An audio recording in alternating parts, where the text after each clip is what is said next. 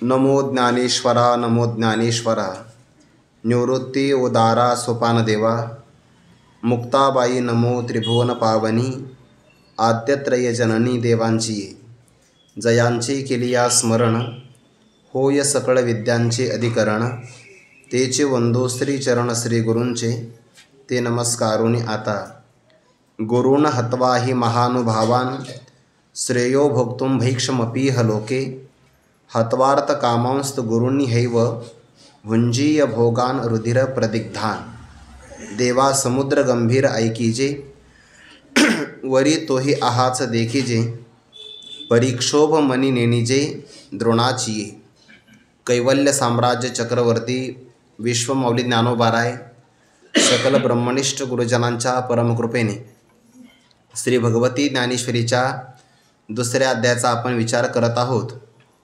पहिल्या अध्यायाच्या सांगतेला भक्तराज अर्जुनाने आपल्या धनुष्यबाणाचा परित्याग करून शोक संविग्न अंतकरण झाल्यामुळे आता कोणत्याही प्रकारच्या युद्धाच्या परिस्थितीमध्ये आपण नाही असं भगवंताच्या लक्षात आणून देण्याचा प्रयत्न केला।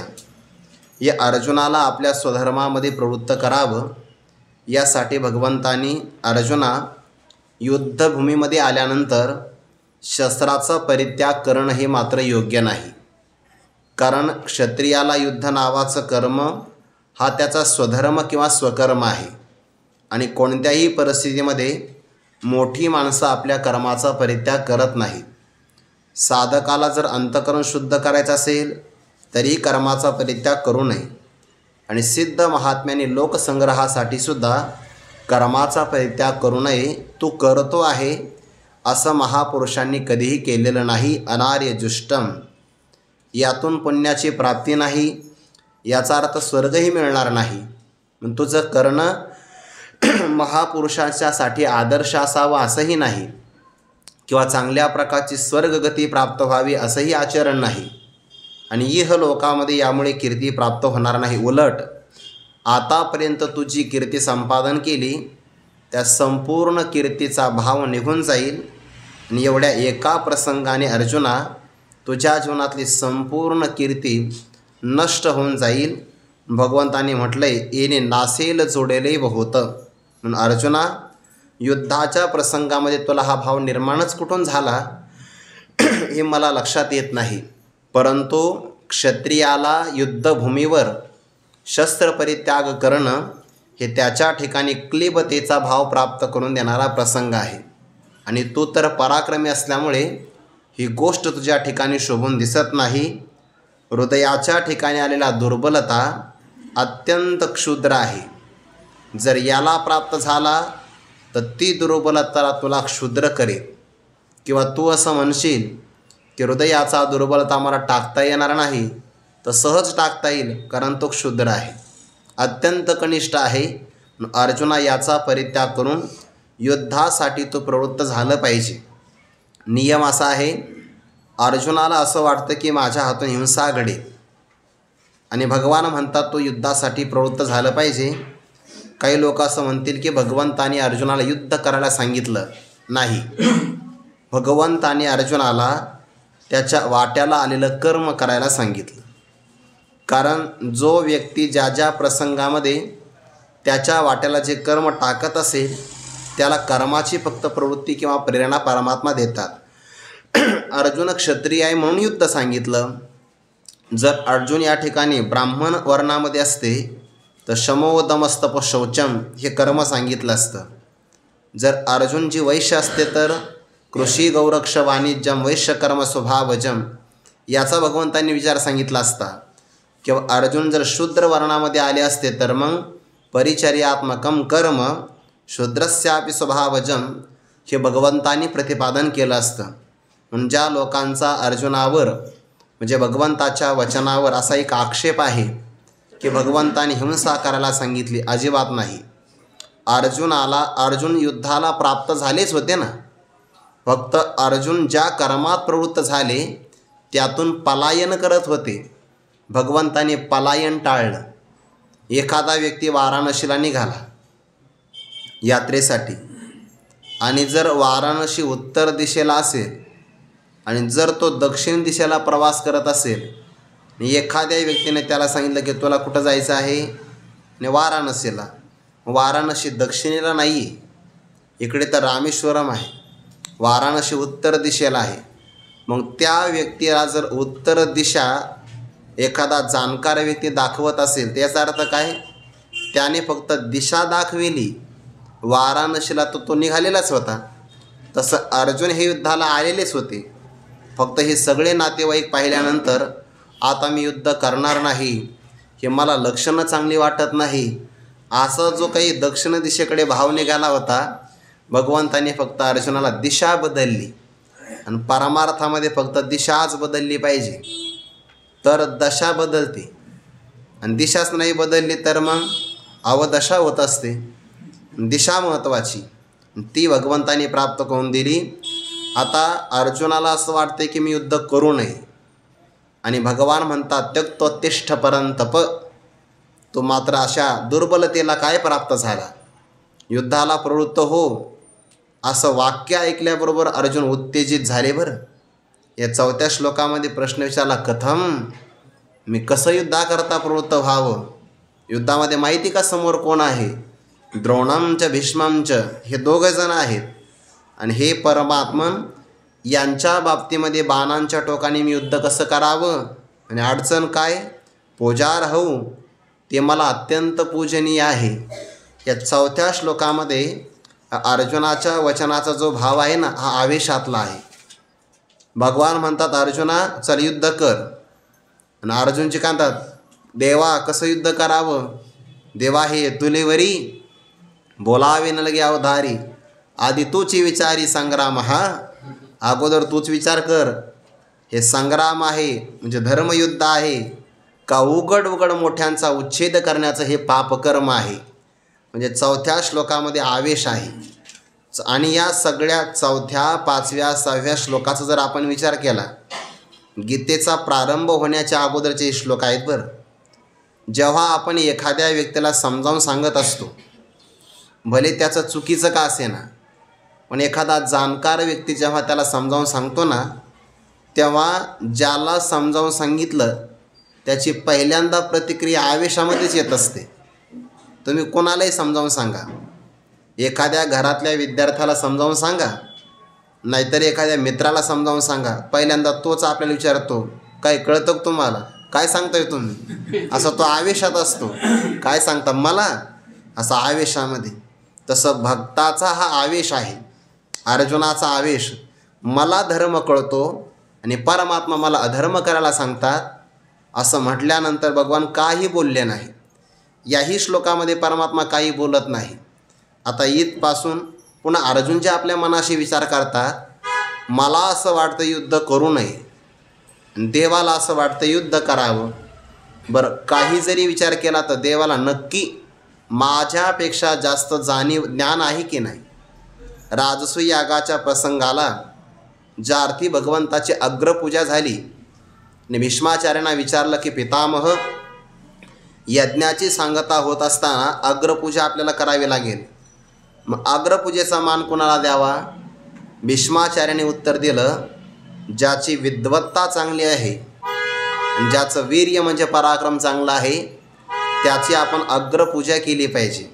भगवंताचा पराक्रम 10व्या अध्यायामध्ये आला आहे बघा, नुगडता बाळपणाची फुली, जेने मिया अदानवी सृष्टी केली, करी गिरी धरुणी उमानिली महेंद्र महिमा.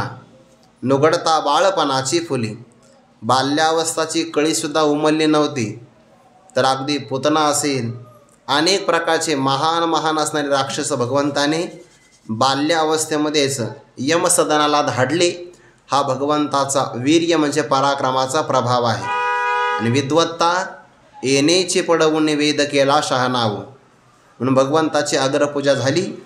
राजसूय यागाच्या प्रसंगाला अर्जुन जे हजर होते, मग त्यांनी विचार केला, ज्या अर्थी भीष्म पितामह म्हणतात की परमात्मा विद्वत्तेमध्ये श्रेष्ठ आहे आणि आपण यांच्यासमोर प्रवचन सांगतो आहे, याचा अर्थ भगवंताच्या वचनामध्ये आणि आपल्या वचनामध्ये काहीतरी फरक आहे.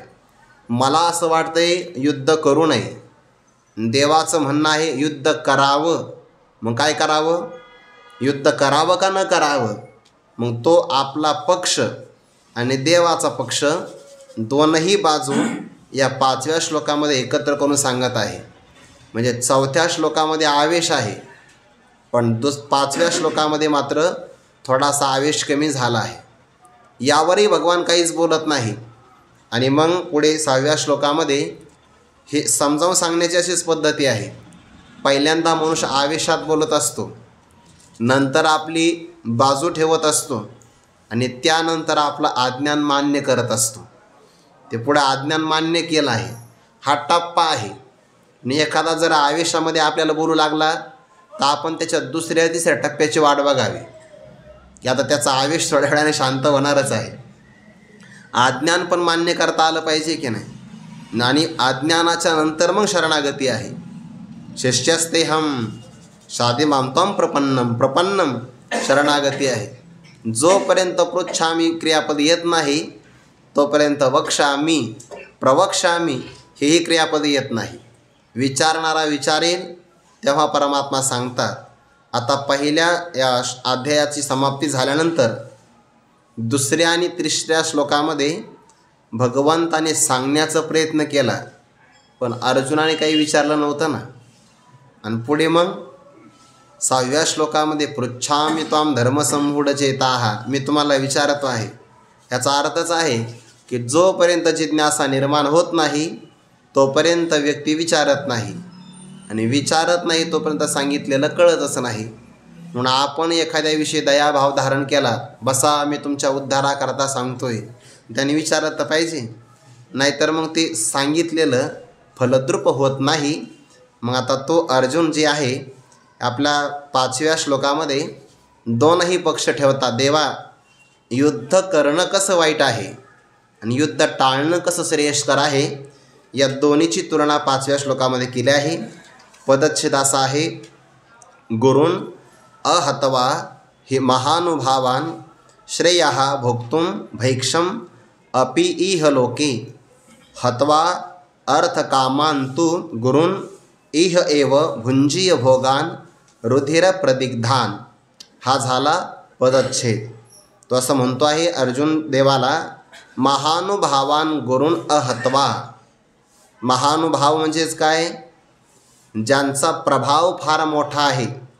अनुभाव म्हणजे अनुभव, आणि अनुभवाचा भाव त्याला अनुभाव असं म्हणतात. ज्यांचा महान आहे. मधुसूदन सरस्वतींनी आपल्या या टीकेमध्ये महानुभाव पदाचा अर्थ करत असताना 4 गोष्टी आपल्यासमोर सांगितल्या. ज्यांचं शास्त्र श्रवण, त्यानंतर अध्ययन, पुढे असणारं तप आणि सर्वात शेवटी आचार, 4 गोष्टी सांगितल्या. चांगल्या शास्त्राचं श्रवण असावं, अध्ययन केलेलं असावं, शरीर इंद्रिय प्राण यांचं संयमन नावाचं तप असावं, आणि शास्त्राप्रमाणे आचरण असावं. या 4 गोष्टी ज्यांच्याकडे विद्यमान असतात त्यांच्यामध्ये जो प्रभाव तयार होतो अशा व्यक्तिमत्वाला महानुभावान असं म्हणतात. हा त्यांचा प्रभाव आहे. इथं कोणाचा प्रभाव आहे, महानुभावान गुरुन्. समोर असणारे सगळे आचार्यगण हे शास्त्रश्रवणाने, शास्त्राच्या अध्ययनाने, तपाने आणि सदाचरणाने अत्यंत संपन्न आहेत. या सर्व गुरुजनांना अहत्वा, न मारता, कारण युद्धामध्ये यांना मारावं लागेल, पण प्रभावी चांगले आहेत, यांना युद्धामध्ये न मारता इह लोके, या मृत्यूलोकामध्ये भैक्षम भोक्तुम अपि श्रेयः, मी भिक्षाटन करून मागेल, जीवन जगेल, आणि ते मला श्रेयस्कर वाटतं आहे. हा स्वतःचा पक्ष ठेवला. बरं देवा, तुमचं म्हणणं काय, युद्ध करावं, पण मला असं वाटतं युद्ध केलं की यांना मारावं लागेल. यांना मारण्यापेक्षा यांना न मारता इह लोकामध्ये आपला जीवननिर्वाह व्हावा, यासाठी मी भिक्षा मागून जीवन जगेल, ते मला श्रेयस्कर वाटतं आहे. परंतु, तू शब्द आला ना, परंतु गुरुन् हत्वा, गुरुजनांना जर मी मारलं तर त्यांना मारून रुधिर प्रतिग्धान अर्थकामान भोगान इह एव भुंजीय, परंतु गुरुजनांना जर मी मारलं तर काय होईल, काय होणार आहे, अर्थ आणि काम नावाचाच मला विषय मिळेल. कारण यातून तर काही धर्म होणार नाही, आणि धर्मच नाही म्हणल्यानंतर मोक्षही मिळणार नाही. 4 पुरुषार्थापैकी दोघांचा उल्लेख केला ना, धर्म, अर्थ, काम आणि मोक्ष. त्यातला धर्म पुरुषार्थ सोडून द्या आणि शेवटी असणारा मोक्ष नावाचा पुरुषार्थ सोडून द्या. मध्यंतरी फक्त राहिले 2च पुरुषार्थ, अर्थ आणि काम. गुरुजनांना जर मारलं तर मला मिळणार काय आहे, अर्थ आणि काम नावाचे भोग मिळणार आहे. पण ते कसे, रुधिर प्रदिग्धान, रुधिर म्हणजे रक्त, रक्ताने माखलेले अर्थ आणि काम नावाचेच भोग फक्त मी भोगेल. म्हणजे या श्लोकामध्ये 2 बाजू ठेवल्या आहे. देवा, तुमच्या म्हणण्यानुसार मी युद्ध केलं तर गुरुजनांना मारून रक्ताने माखलेलेच फक्त मला भोग मिळेल. पण माझ्या म्हणण्यानुसार जर मी युद्ध टाळलं आणि गुरुजनांचा वध जर मी केला नाही तर भोग मिळणार नाही मला, पण मला भिक्षाटन करूनसुद्धा जीवन जगणं चांगलं वाटतं आहे. मग सांगा आता मी काय करावं. 4थ्या श्लोकामध्ये आवेश आहे, कसा मी त्यांच्याबरोबर युद्ध करू. आता युद्ध करण्याची अडचण काय आहे, तर 5व्या श्लोकामध्ये 2 बाजू ठेवल्या की मी युद्ध न करता जंगलात राहील, देश त्यागे जाईचे असा पुढे शब्द येणार आहे. पण मी मात्र भिक्षाटन करून जीवन जगेल ते मला कल्याणकारक वाटतं, युद्ध करणं कल्याणकारक वाटत नाही. आता अडचण काय आहे, अर्जुनाला जर भिक्षा मागायची असेल तर देवाला अडचण काय आहे. कारण यांनी 12 वर्ष वनवास भोगला, 1 वर्षामध्ये अज्ञातवासामध्ये जीवन यापन केलं, लाक्षागृहातून वाचले तेव्हा भिक्षाच मागितली की नाही. मग अर्जुनाला जर भिक्षा मागायचीच असेल तर अडचण काय, अडचण ही आहे, भिक्षा मागणं ही क्षत्रियाचं कर्म नाही, युद्ध हे त्याचं कर्म आहे. आणि बहुधा मनुष्याला आपलं कर्म कठीण वाटतं आणि दुसऱ्याचं चांगलं वाटतं. भिक्षा मागणं हे गुरुकुलातल्या विद्यार्थ्याचं काम आहे, भिक्षा मागणं हे साधकाचं काम आहे, ते क्षत्रियाला करता येत नाही. म्हणून बऱ्याचदा बघा आपल्या आळंदीमध्ये काही लोक जर आले की नाही कीर्तन प्रवचन ऐकायला, आणि आपण जर त्यांना आग्रह केला आणि जेवायला बसा तर ते जेवत नाही. ते म्हणतात नाही हे जेवण विद्यार्थ्याकरता आहे, आमची आहे ना घरी व्यवस्था, असं म्हणतात की नाही. हा नियम चांगला आहे त्यांचा की आमची ज्यांची घरी व्यवस्था असेल त्यांनी पंक्तीत बसायचं तरी कशाला. कारण घरी जरी व्यवस्था असेल तर त्यांचा घरचा स्वयंपाक वाया जाईल, पहिला दोष तो लागेल. आणि इथं न जेवल्यामुळे एखादा त्यांच्या जागेवर साधक महात्मा कोणीतरी जेवेल की नाही, म्हणजे पुण्य प्राप्त होईल. हे नियम कटाक्षाने पाळले पाहिजे. ज्यांची व्यवस्था असेल त्यांनी प्रसाद भरपूर मोठ्या प्रमाणात असेल आणि मग आपण सहकुटुंब सहपरिवार जर कीर्तनाला आलाच असाल तर मग काय अडचण नाही ना, मग तर ते जेवावंच लागेल, प्रसाद घ्यावाच लागेल. पण सहसा काही लोक मात्र हा नियम पाळतात. तसं अर्जुनाला असं म्हणायचं आहे, भिक्षा मागितलेली चांगली देवा मला वाटतं, पण भिक्षा मागणं हे क्षत्रियाकरता निषिद्ध आहे. म्हणजे अर्जुनजी आपल्या स्वधर्म नावाच्या कर्माला अधर्म मानतात आणि त्यांच्याकरता जे निषिद्ध आहे ते त्यांना योग्य वाटतं. ही एक अवस्था आहे मनुष्याच्या बुद्धीची. दुसऱ्याचं निषिद्ध जरी असेल तर ते आपल्याला चांगलं वाटतं आणि आपल्या वाट्याला आलेलं चांगलं ते आपल्याला दोषरूप वाटतं. विद्यार्थ्यांच्या बाबतीत असंच घडतं की नाही. अभ्यास करणं हे त्याचं कर्म आहे ना, ब्रह्मचर्य धर्म घोकावी अक्षरे, तर ते त्याला कठीण वाटतं. त्याला वाटतं अभ्यास फार कठीण आहे आणि बाकीच्या गोष्टी चांगल्या वाटतात. हे फक्त अर्जुनाचं निमित्त मात्र आहे. हा सगळा आपल्या जीवनाचा प्रवास आहे. या श्लोकामध्ये कुठेतरी आपलंही प्रतिबिंब आपल्याला दिसलं पाहिजे की आपल्या जीवनातली वाटचाल अशीच होती आहे. पुढे श्लोक येणार आहे. आणखीन एक अर्जुनाच्या या श्लोकाच्या उत्तरार्धाचा भाव फार गोड आहे. मनुष्याला जर भोग मिळतात, प्रारब्धाने जीवन निर्वाह होण्यासाठी भोगांची आवश्यकता आहेच. तुम्ही कानाने ऐकालच, डोळ्यांनी पाहाल, पण ते संपूर्ण असणारे जे विषय घेतले जातात त्याचा आपण आहार घेतो, तर तो आहार घेत असताना शुद्ध घेतला पाहिजे. कारण उपनिषदाचं प्रमाण आहे आहार शुद्ध सत्वशुद्धीही. जर आपला आहार शुद्ध असेल तर अंतकरणाची शुद्धी होते. आहार फक्त शुद्ध पाहिजे. म्हणून तर इथं सांगितलं आहे अर्थ आणि काम नावाचा विषय जरी सेवन करायचा असेल आपल्याला तरीसुद्धा रुधिर प्रदिग्धान तो नसावा. म्हणजे किती कटाक्ष आहे. जर जीवननिर्वाहासाठी आपल्याला शब्द स्पर्श रूप रसगंध विषयांची आवश्यकता असेल, आपण भोजन करणारच की नाही. कानाने आपण ऐकणारच आहात, जिभेनं आपण रसनेंद्रियाच्या माध्यमातून रस चाखणारच आहात. पण जोही विषय आपण सेवन करतो तो विषय कोणाच्या रक्ताने माखलेला नसावा, शुद्ध असावा. हल्लीच्या काळात लोक अर्थ म्हणजे पैसा कमवतात की नाही, किंवा कामनेप्रमाणे विषय भोगतात, आंधळे होऊन सेवन करतात. आंधळे होऊन म्हणजे विचार नाही करत. आपण एखाद्या गरिबांना लुबाडावं, एखाद्याच्या व्यक्तीचे कष्टाचे आपण पैसे घ्यावे याचा विचार नाही करत. फक्त वर पडायचे आहे, घेण्याचा विचार करतात. आणि मग ज्या पैशाच्या पाठीमागे कोणाचा तरी शाप लागलेला आहे, पैशाच्या बाबतीमध्ये खूप सावध असावं, घेऊ नये कोणाचा. कारण ते घेताना आपल्याला समोरचा व्यक्ती दिसतो, पण त्याच्या पाठीमागे लागणारे कलह लक्षात येत नाही. अर्थम अनर्थम भावय नित्यम. जोपर्यंत आपल्याजवळ काही नसतं तोपर्यंत आपण सगळ्यांचे प्रिय असतो, आणि आपल्याजवळ जर भरभराट झाली की आपण सगळ्यांचे अप्रिय होऊन जातो. म्हणून पैसा कोणाचा घेऊ नये. एकतर ज्या व्यक्तीने घरातल्या लोकांपासून लपून ठेवला आहे त्यांचा तर अजिबात घेऊ नये.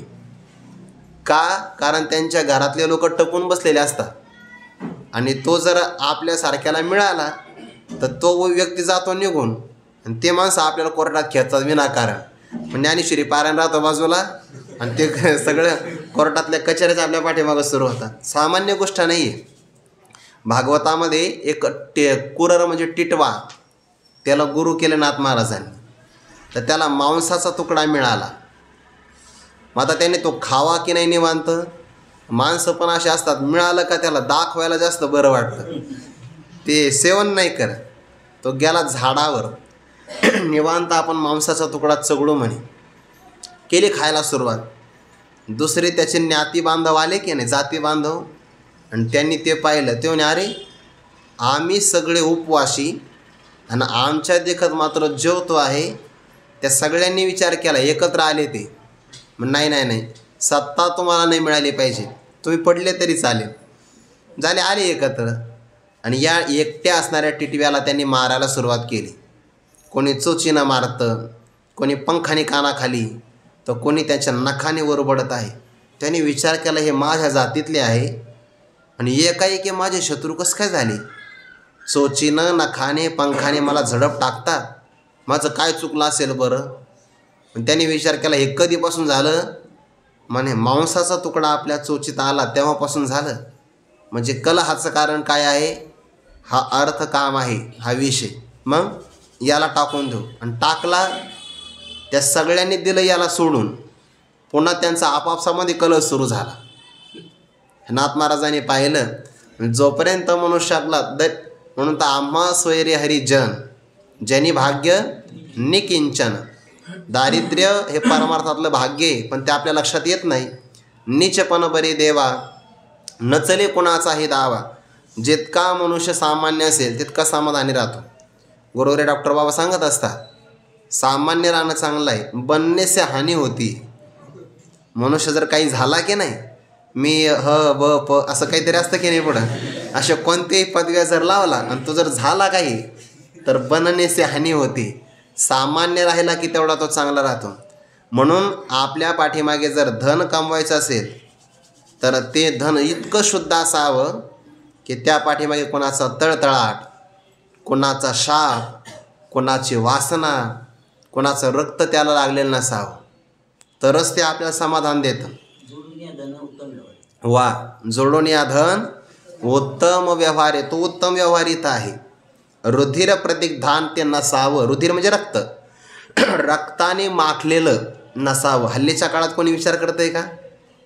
व्याजाचा पैसा, त्यानंतर चुकीच्या व्यवहारातून फसवणूक केलेला व्यवहार, परिणाम असा होतो की 10 वर्ष भरभराट दिसते आणि 11वं वर्ष लागलं की अन्यायाच्या मार्गाने कमवलेला पैसा निघून जातो, लक्षात येत नाही. लोक म्हणतात आमचं पहिलं लय चांगलं होतं, पण काय चक्र फिरलं काही कळे ना, यशच कशामध्ये येत नाही. बरोबर आहे, तुम्ही पायाच तसा रचला होता, सुरुवातीला कमवतानाच पाहिलं नाही. म्हणून फार वेगामध्ये श्रीमंत होण्याचा प्रयत्न करू नये. मनुष्याने डोंगर हळूहळू चढावा, तसं श्रीमंत होण्यासाठी सुद्धा थोडासा कालावधी लागला तरी चालेल. माणसं तसं नाही करत, वेगामध्ये. हल्लीच्या काळात दाखवण्याची स्पर्धा लागली आहे आणि याच्या पोटी आपण किती नाश करतोय काही कळत नाही. बघा, व्यवहारामध्ये एखाद्याने असं सुंदर ते लग्नाचं व्यवस्थापन केलं की ज्याने ते पाहिलं त्याला वाटतं याच्यापेक्षा एक पाऊल तर पुढं राहिलं पाहिजे आपलं. मग भला आपला ट्रॅक्टर का जायना, कर्ज का जायना, 2-4 एकर विके नका, पण त्याच्यापेक्षा राहा एक पाऊल पुढे, असं वाटतं की नाही मनुष्याला. हे कशा करता आहे? फक्त दाखवण्यासाठी. परिणाम विचार नाही करत. म्हणून ज्या व्यक्तीने दुसऱ्यांना फसवून लुबाडलेला आहे, ज्या पैशाच्या पाठीमागे शाप लागला आहे, अन्यायोपार्जितम धनम 10 वर्षांनी तिष्ठती प्राप्ते त्वेकादशे वर्षे समूलं च विनश्यती, महाभारतातला सिद्धांत आहे. अन्यायाच्या मार्गाने धन कमवलं तर फक्त 10 वर्ष आपल्याजवळ राहतं आणि 11व्या वर्षी आपण अन्यायाने कमवलेलं आणि आपल्या वाडवडिलांनी न्यायमार्गाने कमवलेलं दोन्ही नष्ट होतं. बरं, त्यांचंही नष्ट करतोय आपण. बिचारे त्यांनी काही चांगल्या मार्गाने कमवलेलं आहे, पण आपला दोष, आपण त्या कुळात जन्माला आलो की नाही, म्हणून ते त्या दोषामुळे त्यांचंही नष्ट होतं आणि आपलंही. व्यवहारात आपण पाहतो ना, काही लोकांनी खूप कष्टाने कमवलेलं असतं आणि त्यांच्या देखत त्यांची पिढी सर्व नष्ट करते. बघा, त्यांचंही आणि यांचंही. बरं, यांना काही म्हणता येत नाही, म्हणावं तर मुलगा आत्महत्या करेल आणि मग आपल्या शेवटी कोण आधार राहील, असं त्यांना प्रश्न वाटतो. म्हणून ते मुलगा आपल्या देखत जरी नष्ट करत असेल तर जाऊ द्या ना, आपल्याला एकुलता एकच मुलगा आहे, कशाला बोलता, असं म्हणतात की नाही लोक व्यवहारामध्ये. ही भीती वाटते का? अन्याय मार्गातलं धन आहे. अर्जुनचे म्हणतात, देवा तुमच्या म्हणण्यानुसार युद्ध केलं तर रक्ताने माखलेलेच तर मला भोग भोगायचे आहे ना. उलट युद्ध न केलं, गुरुजनांना गुरुण अहत्वा यांना न मारता इहलोकामध्ये भिक्षा मागणं मला बरं वाटतंय. भिक्षा क्षत्रियाकरता निषिद्ध आहे आणि ते अर्जुनाला काय वाटतं? श्रेय वाटतं. देव म्हणते चालू दे तुझं प्रवचन. देवाने काही प्रत्युत्तर दिलं नाही. आणि मग या श्लोकाच्या नंतर अर्जुनाला असं वाटलंय, आपण तर पहिल्यांदा आयुष्यात बोललो, देवाचं काही प्रतिकार नाही. आपण 2 बाजू समजावून सांगितल्या तरी देवाचं म्हणणं काहीच नाही. माझं काही चुकत तर नाही ना, असा मनात विचार झाला. आणि तो विचारी पुरुषाच्या विचाराचा पहिला टप्पा आहे की आपलं काहीतरी चुकत तर नाही ना, याची जाणीव झाली पाहिजे. पहिल्यांदा मनुष्य म्हणतो नाही नाही माझंच बरोबर आहे, नंतर असं वाटतं आपलं काहीतरी चुकतंय आणि मग त्याला चूक दिसू लागते. कार्पण्य दोषोपहत स्वभाव, हे क्रमानं पुढे येणार आहे. बरं, आपल्या जीवनामध्ये असाच प्रवास होतो, फक्त आपल्याला कळत नाही की असा झाला पाहिजे किंवा असा घडतो आहे की काय. यावर ज्ञानोबा स्पष्टीकरण सांगतात. आता श्लोकाचा भाव बराच झाला आहे, ओव्यांचा भाव बघूया. देवा समुद्र गंभीर ऐकीजे, वरी तोही आहाच देखीजे, परिक्षोभ मनी नेनीजे द्रोणाची. भक्तराज अर्जुन आपल्या गुरून या गुरुपदाचं व्याख्यान करतात. आमचे गुरुदेव महानुभाव, ज्यांचा प्रभाव मोठा आहे. शास्त्र श्रवण, शास्त्र अध्ययन, तप आणि आचार या 4 गोष्टी ज्यांच्याकडे असतात त्यांचा अनुभव फार मोठा असतो ना. अनुभव म्हणजे प्रभाव, ज्ञान. आणि आमचे सगळे गुरुजन मोठे आहे. कशाने मोठे आहे? भक्तराज अर्जुन आपल्या गुरुजनांचे काही गुण आपल्यासमोर सांगतात. व्यक्तीला मोठं व्हायचं असेल तर त्याच्या ठिकाणी एवढे गुण असावे लागतात. देवा ऐका म्हणे, आता मला तर मी पार्थ होतो, पण धनुर्धारी पार्थ द्रोणांनी तयार केला. धनुर्वेद मला देऊन टाकला आणि त्या उपकाराने आभारी झालेला मी त्यांचा वध करील, करणार नाही. ज्यांच्या कृपेनं आपल्याला वरदान मिळावं तिथंच जर आपल्या मनाचा विपर्य होत असेल तर याचा अर्थ हे कर्म भस्मासुरासारखं आहे, देवा ते मी करणार नाही. तरी काय मी भस्मासुर अर्जुन म्हणे. देवा ऐका आता आणखीन या 4थ्या श्लोकामध्ये सुद्धा सुरुवातीला शब्द कोणता आला, देवा हे तुलीवरी बोलावे नलगे अवधारी. आणि याही श्लोकाच्या प्रारंभाला तो शब्द आला, पण थोडासा फरक आहे.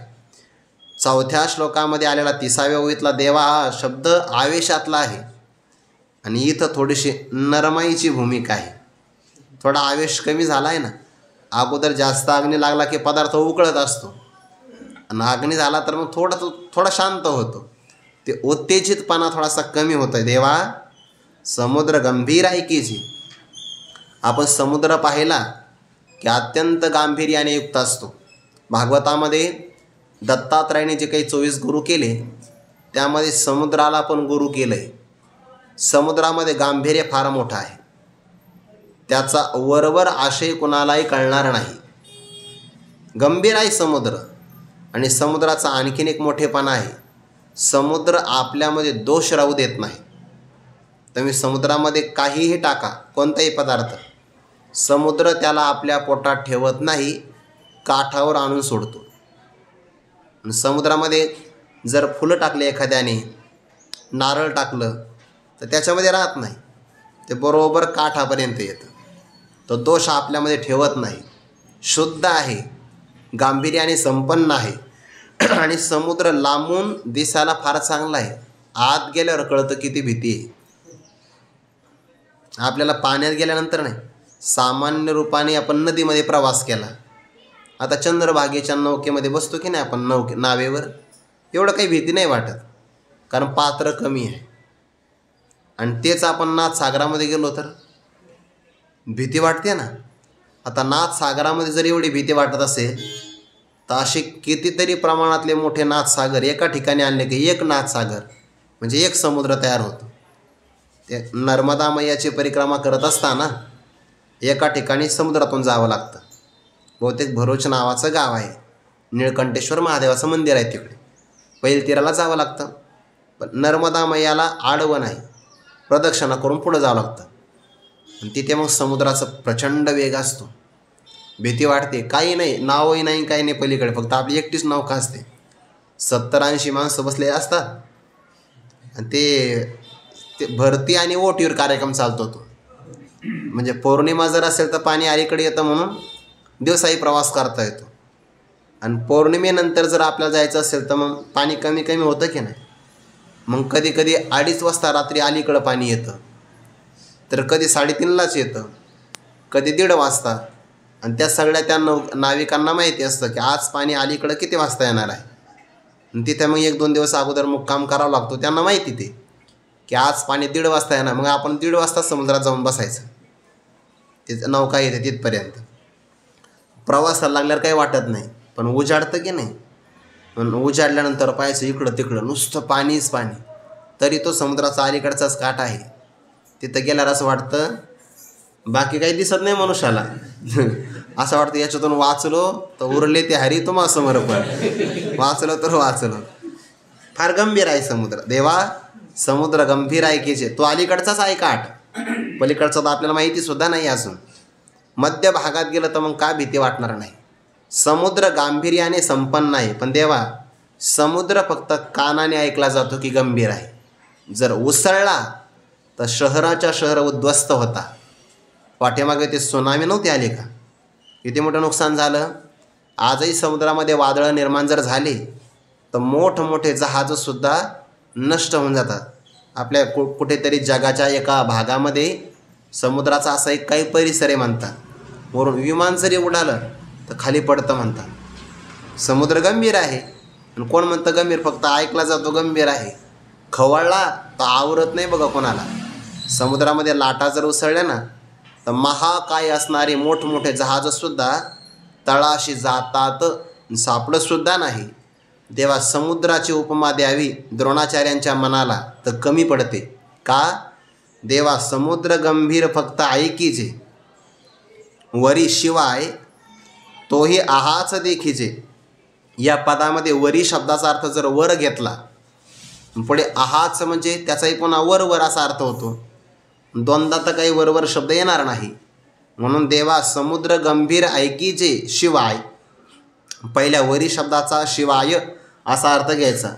तो फक्त गंभीर ऐकला जातो या वाचून, याशिवाय तोही गंभीरपणा आहाच देखीचे, त्याचा गंभीरपणा फक्त वरवरच आहे. समुद्राच्या जर आपण मध्य भागामध्ये गेलो तर समुद्राचा गंभीरपणा आतमध्ये नाही आहे.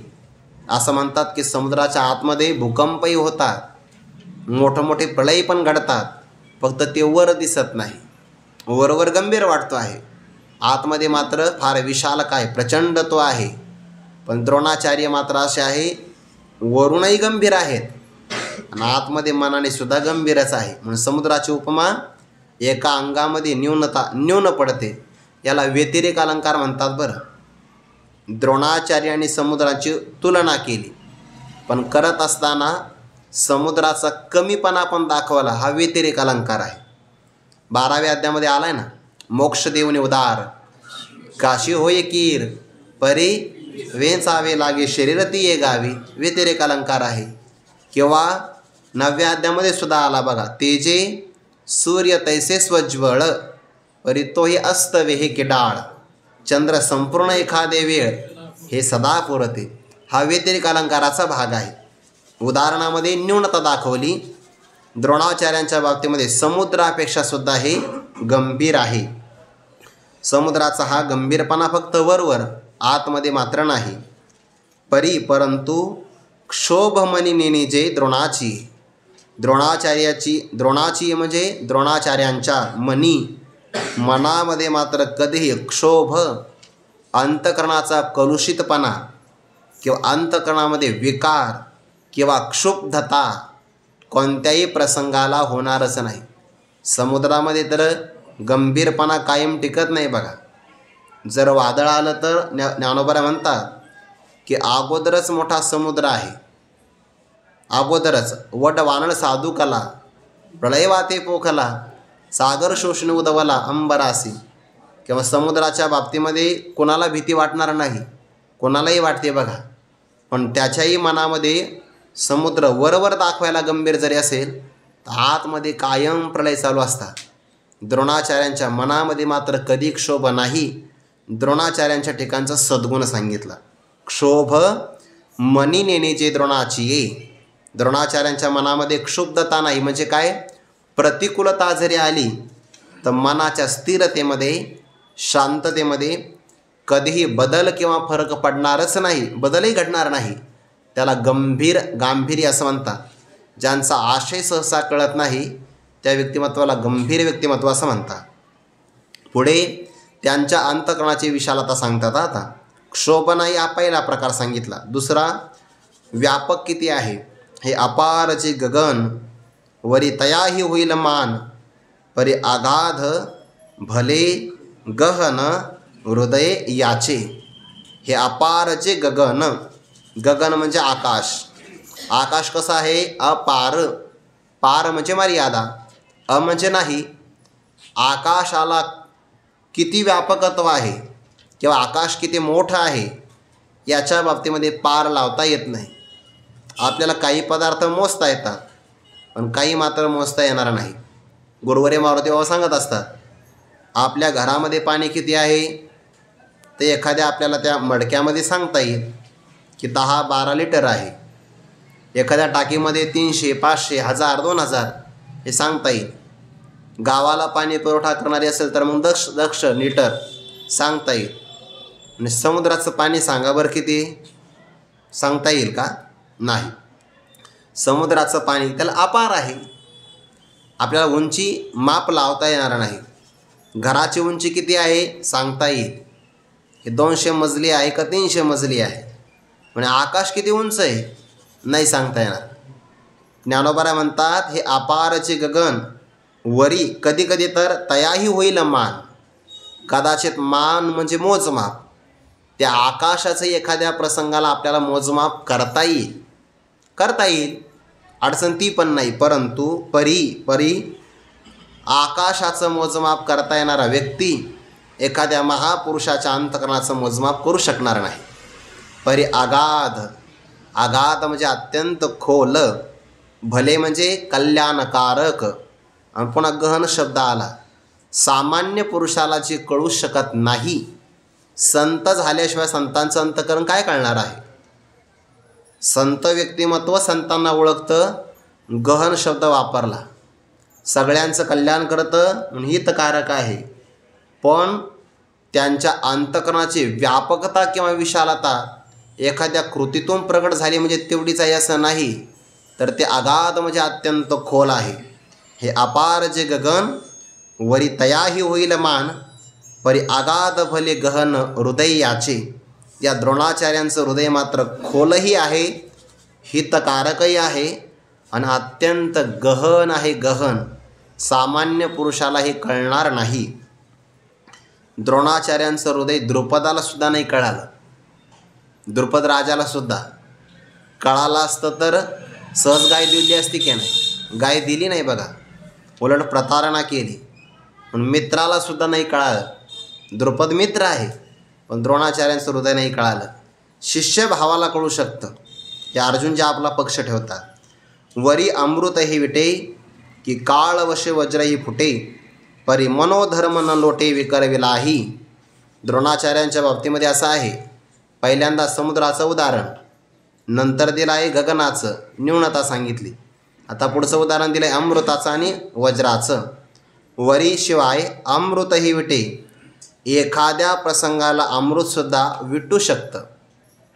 चोखोबरायांच्या प्रसंगामध्ये हा प्रसंग आला आहे बरं, जीवनामध्ये, चरित्रामध्ये. स्वर्गातल्या अमृताला एकदा विटलं, ते विटू शकतं. आता ते विटलं का न विटलं हे दोन गोष्टीवर कळतं. एकतर पदार्थ खात असताना नाकाला जर कळाला तर कळतं विटला आहे म्हणून. काही काहीला मात्र सुगंधाच्या बाबतीमध्ये खूपच अडाणी असतात, अजिबात कळत नाही त्यांना, विटलेलाच पदार्थ खाऊन टाकतात बघा. आणि मग आता तो नाकाला जर नाही कळाला तर तो पोटाला कळतो, आणि मग तो थांबत नाही, मग तो बिघाड निर्माण करतो. मग एकतर वायू प्रकोप होतो, नाहीतर मग अतिसाराचं लक्षण होतं. हे परिणाम आहे की नाही. आणि मग ते स्वर्गातलं अमृत विटलं तर इंद्रावर परिणाम झाला. मग आता करावं काय, तेव्हा पंढरी क्षेत्रात जावं लागेल. आणि चोखोबराय कनिष्ठ वर्णामध्ये जन्माला आले. काही लोकांनी त्यांना मंदिरामध्ये येण्याकरता प्रतिबंध केला, आणि स्वर्गातले देव पंढरपुरात आले आणि प्रार्थना केली की आम्हालाही अमृत शुद्ध करून द्या. त्याने आम्हाला नाही करता येणार. आणि मग सगळे चला चोखोबरायांच्या घरी. चोखोबरायांनी त्या अमृताचा कलश घेतला, धर्मपत्नीच्या जवळ दिला, आणि दोघांनी अवलोकन केलं तर त्यांच्या दृष्टीमध्ये काय अमृत असेल की त्यांनी नेत्र कटाक्ष टाकल्याबरोबर विटलेलं अमृत पुन्हा शुद्ध झालं. याचा अर्थ काय, अमृताची जरी थोरवी असेल तर कधी कधी अमृतसुद्धा विटू शकतं.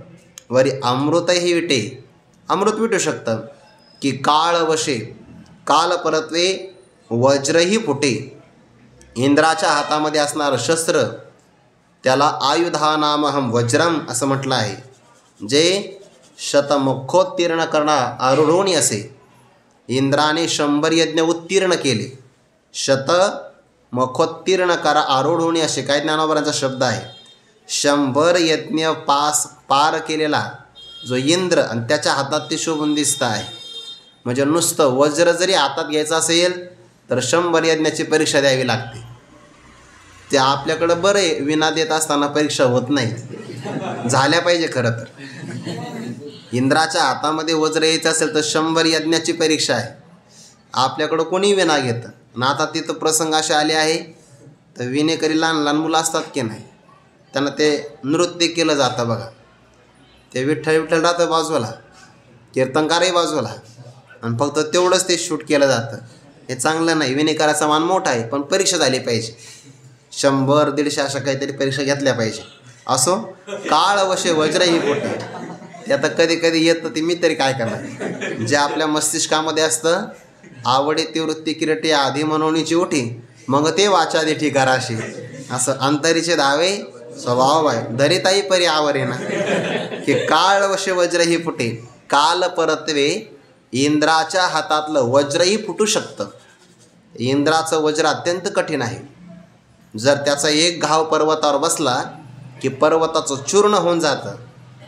एकदा त्या इंद्राने असं म्हणतात गोवर्धन पर्वतावर वृष्टी केली आणि काहीच परिणाम झाला नाही. तो वज्र घेऊन आला आणि त्याने वज्राने आघात करण्याचा प्रयत्न केला. भगवंताने फक्त पाहिलं नेत्र कटाक्षाने, तर इंद्राचा वज्र संपन्न असणारा हातसुद्धा जाग्यावर स्तब्ध झाला. म्हणजे वज्रही प्रभाव गाजू नाही शकलं. काळ वशे वज्रही फुटे. या गोष्टी न घडणाऱ्या घडू शकतात, परंतु कितीही जरी प्रयत्न केला तरी परी मनोधर्म न लोटे विकरविलाही. द्रोणाचार्यांचा मनोधर्म म्हणजे मनाचा स्वभाव, गांभीर्य, स्थिरता, आगाधपणा, गहनता आणि भलेपणा, ही अंतकरणाची जी काही लक्षणं सांगितली ना, याला मनोधर्म किंवा मनाचा स्वभाव असं म्हणतात. आणि तो कधीही मनाचा स्वभाव त्यांच्यापासून दूर होणार नाही. अनुकूलतेत होणार नाही, यत्नवन नाही, प्रतिकूलतेमध्ये सुद्धा होणार नाही. विकरविलाही, विकर म्हणजे विकार आणि विकरविला म्हणजे विकार निर्माण करण्याचा प्रयत्न केला असताही त्यांचा मनाचा स्वभाव न लोटे. ही खरी परीक्षा असते बरं. शांततेमध्ये आपलं मन शांत ठेवणं काही कठीण नाही. अशांततेमध्ये मन शांत ठेवणं सर्वात कठीण आहे. जे सगळे आपल्याकडं एखादा व्यक्ती शब्दाने आपल्याला आघात करतो आहे, काही माणसं आपल्यावर आघात करण्याची कृती करत आहेत, हे सगळं आपल्याला कळतं. त्याही प्रसंगामध्ये आपल्या मनाचा ताबा जर सुटत नसेल, मन स्थिर संयमित गंभीर राहत असेल, तर समजावून घ्यावा आपला प्रवास यथा योग्य आहे. या प्रसंगामध्ये शांततेत तर मग कोणी सांगू शकतं की वा एकांतामध्ये सुख आहे, पण प्रतिकूलतेमध्ये सुद्धा विकरविलाही मनोधर्म न लोटे ही परीक्षा आहे बघा. ज्ञानोबांनी त्याकरता एक शब्द वापरला, यस्वान्नो द्विजते लोको लोकान्नो द्विजते चयः हर्षामर्षभयद्वैगैर्मुक्तो यः सचमे प्रियाः. या श्लोकावर फक्त भगवंताने यस्मान लोकात न उद्विजते असं म्हटलं की नाही. जो लोकांपासून उद्वेगाला प्राप्त होत नाही, पण कोणत्या लोकापासून याचं भाष्य ज्ञानोबा करतात. तेवी उन्मत्ते जगे जयाशी खंती न लगे. भगवंताने फक्त सामान्य शब्द वापरला होता श्लोकामध्ये. ज्याला लोकापासून त्रास होत नाही, ज्याचा लोकांना त्रास होत नाही, पण कोणत्या लोकांचा. ज्ञानोबा म्हणतात उन्मत्ते जगे. उन्मत्त झालेलं जग, ज्याला त्रास द्यायला जरी आलं तरी त्याला त्रास वाटत नाही. हा खऱ्या अर्थाने त्याचा परमार्थाचा अंतकरणाच्या पराकोटीचा उत्कर्ष आहे. म्हणून मनोधर्म न लोटे. कधीही द्रोणाचार्यांच्या मनाचा संयम ढळणार नाही. विकार निर्माण करण्याचा जरी प्रयत्न केला तर. स्नेहालागी माये म्हणिपेते कीर होये, परी कृपा ते मूर्ता हे द्रोणी ये. हा कारुण्याचा आदी सकल गुणांचा निधी, विद्या सिंधू निरवधी अर्जुन म्हणे. हा येणे माने महंत, वरी आम्हा लागेल कृपावंत. आता सांगपा येथे घात चिंतू येईल, असा देवाला प्रश्न विचारला. इथपर्यंत या सगळ्या ओव्या आहेत बरं एकत्र, फक्त आपण वाचल्या नाही. आईचं उदाहरण दिलं, स्नेहालागी माये. माये म्हणजेच माया, ज्याच्यामध्ये प्रेम विद्यमान असतं त्याला माय म्हणतात. प्रेमाकरता जगामध्ये सगळ्यात मोठं उदाहरण कोणाचं आहे? आईचं. सगळ्यात मोठं उदाहरण आईचं आहे. गुरुवर्य मारुती तेव्हा सांगत असतात, ते एखादं बाळंत पण कठीण असतं. आणि मग ते डॉक्टर येतात आणि त्या सांगतात बघा त्या यजमानाला, एकतर बाळ किंवा मग आई, सांगा तुमचा निर्णय काय आहे. आणि तोच प्रश्न त्या आईला विचारला, आई एकतर तू नाहीतर बाळ, कोणाला वाचवायचं? ती म्हणते माझं काही झालं तरी चालेल, माझ्या बाळाला वाचवा. म्हणजे खऱ्या प्रेमामध्ये त्याग असतो. स्नेहालागी माये म्हणिपे. प्रेमाकरता आईचं उदाहरण दिलं जातं, हे खरंच आहे. म्हणिपे ते कीर म्हणजे निश्चयाने खरंच आहे, कीर होय. पण आईच्या ठिकाणी प्रेम प्रगट होण्यासाठी पुत्र प्राप्त व्हावा लागतो की नाही? पुत्राशिवाय आई नाही. पुत्र प्राप्त झाला तर मग आईच्या ठिकाणचं प्रेम प्रगट होईल. परंतु द्रोणाचार्यांचं तसं नाही आहे. द्रोणाचार्य पुरुष आहे आणि यांना पुत्र प्राप्त झाला म्हणजे प्रेम करत असं नाही आहे. शिष्यभावाने जरी आला तरी परी कृपा ते कृपा ये द्रोणी मूर्त आहे. म्हणजे एकतर आईच्या ठिकाणी मुलगा आला तर प्रेम, नाहीतर प्रेम नाही. द्रोणाचार्यांचं तसं नाही. अश्वत्थाम्यावर तेवढंच प्रेम आणि शिष्य असणाऱ्या अर्जुनावर तेवढंच प्रेम. हा झाला ओवीचा पहिला अर्थ. दुसरा अर्थ, आईच्या ठिकाणी असणारं प्रेम अमूर्त आहे, जे कृतीतून कधीतरी दिसेल. पण द्रोणाचार्यांच्या ठिकाणची कृपा किंवा ते प्रेम मूर्तिमंत आहे. ते द्रोणाचार्यांच्या ठिकाणी स्पष्ट रूपाने अनुभवाला मिळतं. हा दुसरा भाव. परी ते कृपा मूर्त आहे द्रोणीये. हा कारुण्याचा आदी, कारुण्याची आदी. आदी म्हणजेच काय? मूळ, ठेवा, खान म्हणतात त्याला, प्रारंभ. श्रोत्रिय, ब्रह्मनिष्ठ आणि कृपाळू हे सद्गुरूंचे लक्षण आहे ना, तर इथे लक्षण येतात बघा ते सगळे. हा कारुण्य, कारुण्य म्हणजे कृपा. या कारुण्य भावाचा हा आदी म्हणजे मूळ कारण आहे. कृपा यांच्या ठिकाणी मूर्तिमंत पाठीमागं सांगितलं. कृपा ते मूर्त आहे. द्रोणीय किंवा कारुण्याचा हा मूळ आहे. सकल गुणांचा निधी. सगळे गुण आहेत. कोणते? उपदेश करण्यासाठी जे गुण लागतात ना, श्रोत्रियता, ब्रह्मनिष्ठता, कृपाळुता, शिष्याच्या विषयी तळमळ, त्याच्या सुखाने आपण सुखी होणं, या सगळ्या गुणांचा हा निधी आहे. विद्या सिंधू. विद्या म्हणजे ज्ञान. ज्ञानाचा तर समुद्र आहे, पण मर्यादित नाही. निरवधी समुद्र हा आहे अर्जुन म्हणे. आणि या सगळ्या गुणांनी हा येणे माने महंत. महंत म्हणजे मोठा. बरं, मनुष्य जर महंत व्हायचा असेल तर येणे माने, माने म्हणजे प्रमाणे, येणे माने या प्रमाणाने तो महंत होत असतो. म्हणजे कोणत्या? मनामध्ये क्षोभ न होणं, आगाध भले गहनपणा असणं, मनोधर्म कधीही बाजूला न होणं. विद्या सिंधू, कारुण्याचे आदी, सकल गुणांचा निधी, या सगळ्या गुणांच्या बाबतीमध्ये योग्य असेल तर येणे माने महंत. या गुणांनी तो महंत मोठा आहे. महंत शब्द म्हणजे मोठा. वरी आम्हालागी कृपावंत, आमच्याकरता अत्यंत कृपावंत आहे. आता सांग बरं देवा, येथे घात चिंतू येईल, अशा मोठ्या व्यक्तिमत्वाचा घात करावा असं चिंतन तरी करता येईल का? म्हणजे मनामध्ये तरी विचार आणता येईल? मनामध्ये विचार आणता येणार नाही. मनातच आला नाही तर कृतीत करता येईल का? करता येणार नाही. आणखीन काही विचार आहे तो आपण उद्या पाहू. पुंडलिक वरदारी विठ्ठल श्री ज्ञानदेव तुकाराम मौली ज्ञानेश्वर महाराज की जय. जगद्गुरु तुकाराम महाराज की जय. सद्गुरु जोग महाराज की जय.